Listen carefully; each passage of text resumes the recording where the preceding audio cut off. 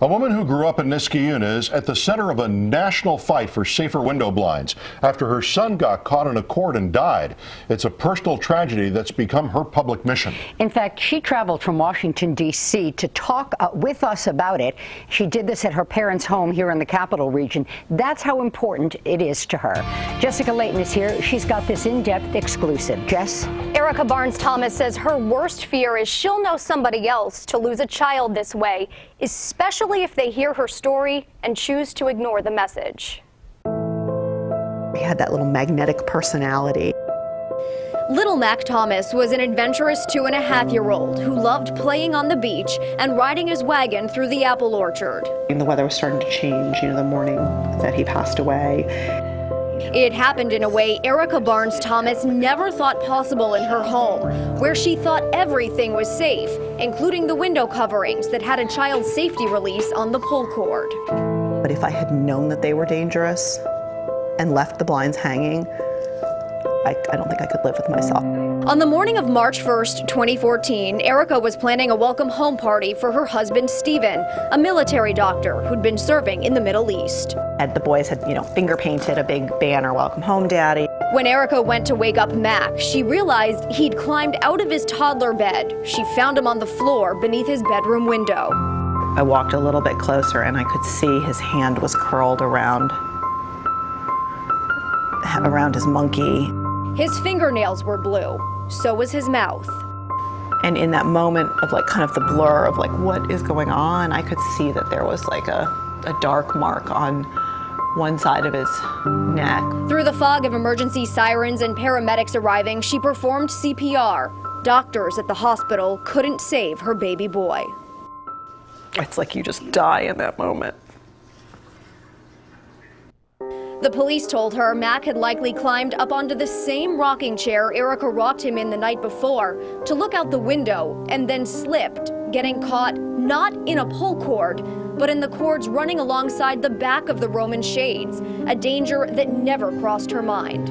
They said it hit his windpipe in just the right place and it completely cut the oxygen off. Mac was one of 4 children to die from strangulation this way during a 3-week span last year. According to the Consumer Product Safety Commission, in 2014, 9 children died from corded window blinds. 184 were killed between 1996 and 2012.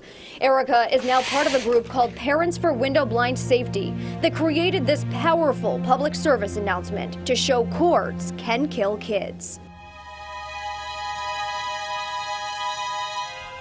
Chances are you'll imagine this was your child.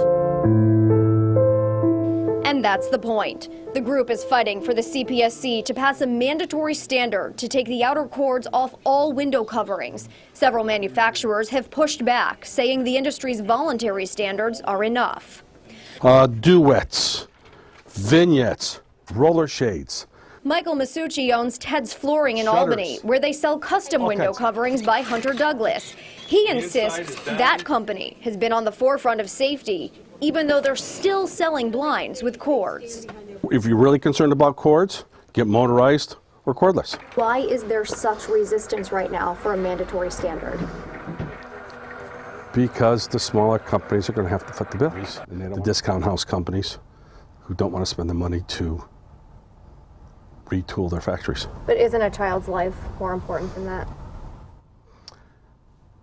Yes, it is, very much so. But the parent's going to go out and buy the right product. Because as long as these blinds are being sold,